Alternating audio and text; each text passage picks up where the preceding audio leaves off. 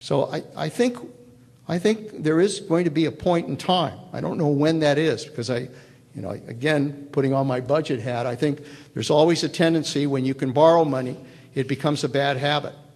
It's been true in California and it's true in Washington. And yet both parties are going to have to confront this challenge.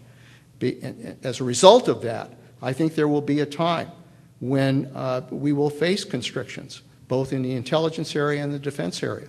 And I think we have to make clear to the American people that however we're spending money, we're spending it in a way that is responsible and that's getting the best bang for the buck. I have to justify what we're doing at the CIA, that every dollar we spend is helping to make this country safer. If I can do that, then I can go up to Capitol Hill and defend any budget. But everybody is going to have to, in a very real way, be able to make that same case to the Congress, because we cannot go on doing what we're doing now. Thank you. You mentioned collecting intelligence related to climate change. So what data do you collect and who do you report it to? Who's on climate change? So presumably you're collecting data on rising sea levels or whatever. Who's the recipient of that data, and then what do they do about it? We are, we obviously have a great deal of imagery that's available to us, and the imagery tells us an awful lot about what's happening with regards to global warming. Amazing imagery. Some of it has been released to the public, and we continue to provide it to people that are involved on the issue, where you can see what's happening with regards to rising sea levels, where you can see what's happening with weather systems and the kind of droughts that are impacting in various parts of the world. And what we've done is, we are looking at that imagery. We are talking to those that are involved in the climate arena. And our analysts are basically saying where the potential threats are to our national security as a result of that. And we will provide that, as we always do, to those that are our customers with regards to intelligence. We will share it with the people who receive all of our intelligence briefings, so that as part of the intelligence package we present, they'll be able to look at this potential threat to our security issues. There are many questions about the drone issue.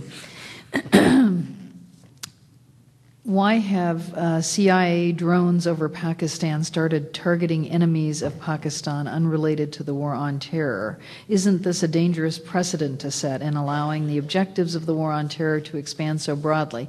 Long-range drone technology is proliferating. It will supersede missile delivery systems. Is America prepared to reap as we sowed, and soon DC insiders will hear drones overhead, and so forth? Many, many questions about the prudence of drones and the importance of using drones.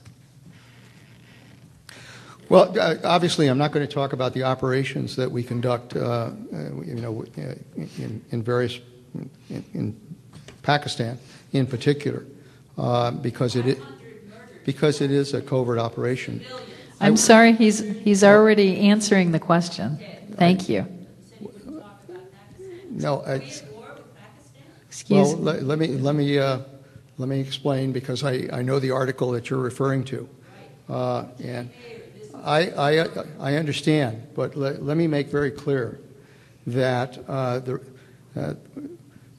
you can leave her there. It's part of a forum. The method, what we try to do, and I think I can assure you that we do this, is that when we use it, it is very precise and it limits collateral damage. We do not use it in a way that involves the numbers that you just described. Now, there are others that are operating in that part of the world. The military has drones. Others have those facilities as well. There are airplane attacks that take place that sometimes are said to be the result of drone attacks. All of that, sometimes becomes part of the attack that's made with regards to the use of this weapon. The reality is that as far as as the use of that weapon, we have targeted those who are enemies of the United States. And we have deliberately made sure that only those that represent those kinds of targets are the ones that we're going to go after. These. 41 airstrikes in Pakistan have been al-Qaeda. Only 6. That's not true. Who were the rest of those people? But it's not true. I'm not going to get into classified information on that. All I can tell you is it's not true. And we have to trust you. Okay, thank you.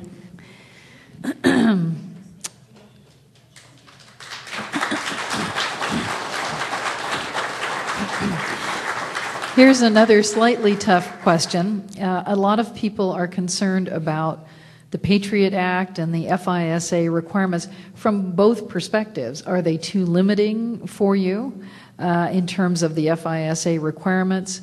What do you think of the current Patriot Act? Can you work within this framework?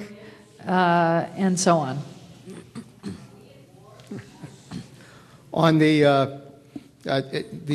as I understand right now, the Congress is considering the reauthorization on the Patriot Act, and the administration has made its position known to the Congress. And as far as we are concerned at the CIA, I think we certainly are operating within the requirements of the Patriot Act, and I've indicated my views internally to the administration with regards to the approach on the reauthorization, and I'm going to leave it there. Unfortunately, we are at the point at which we can ask only one more question, and you may not like this question, but I have a feeling I know the answer to it. There are people who would like to know, once you finish this challenge, would you take on another challenge for the country? What might your future be? What do you see ahead? My future is to go back to Carmel Valley.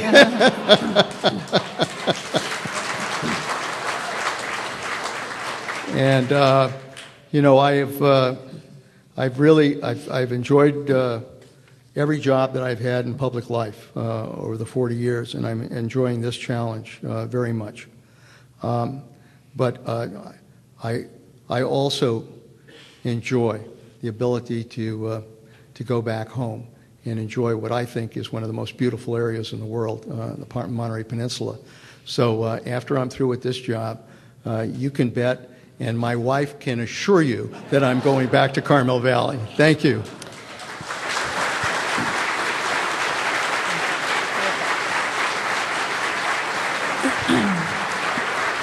Thank you so much to Leon Panetta, Director of the Central Intelligence Agency. And Director Panetta, thank you for your service. We know that it's not an easy spot. We also thank our audiences here and on the radio, television, and the internet. Please do stay seated, if you would, until Director Panetta has left the room. I'm Gloria Duffy, and now this meeting of the Commonwealth of California, the place where you're in the know, is adjourned.